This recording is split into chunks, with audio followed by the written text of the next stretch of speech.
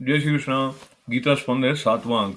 दूसरे अध्याय में हम चल रहे हैं। अर्जुन के प्रति कृष्ण भगवान उनको उनके निर्णय के बारे में स्पष्टता देने की दृष्टि से जो बातें कह रहे हैं, उसके पहले फिर से ये याद करना प्रासंगिक लगता है कि अर्जुन ने ये सब देख के कि सामने अपने ही भाई बंधु हैं, उनको मारकर भी जीने से क्या लाभ है।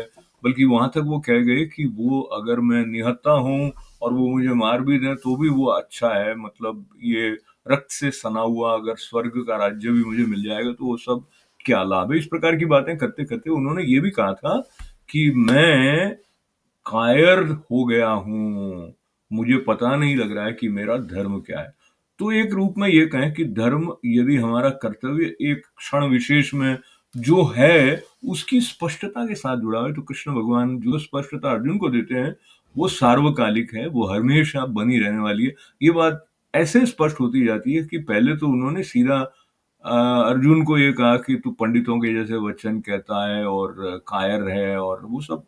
लेकिन बाद में झकझोरने के बाद धीरे धीरे वो उनको जो बेसिक्स हैं जीवन के, जो हर काल में प्रासंगिक रहते हैं, वो स्पष्ट करें। तो 16वां जो श्लोक है उसमें कृष्ण भगवान अर्जुन के प्रति जो बात कहते हैं वो बात ये वाली है कि नासतो विद्यते भावो नाभावो विद्यते सतः उभयोरपि द्रष्टोन्त्वन्योस्तत्वदर्शिभिः।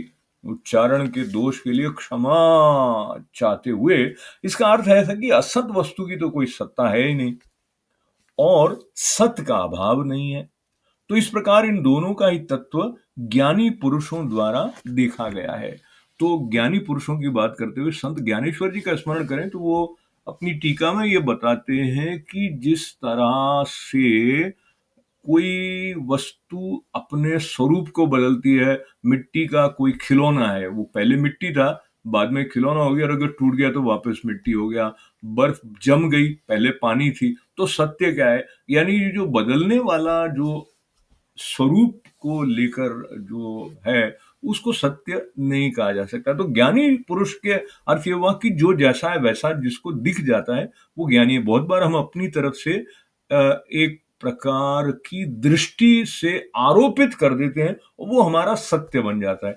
तो भगवत गीता हमें सचमुच के सत्य के साथ जोड़ती है और इस स्पंद में हम बस वही प्रार्थना कर रहे हैं कि जो समग्र रूप से सार्वकालिक सत्य है, कार्य कारण से परे वाला, उसके साथ हम एक में हो पाए। धन्यवाद। जय श्री कृष्णा।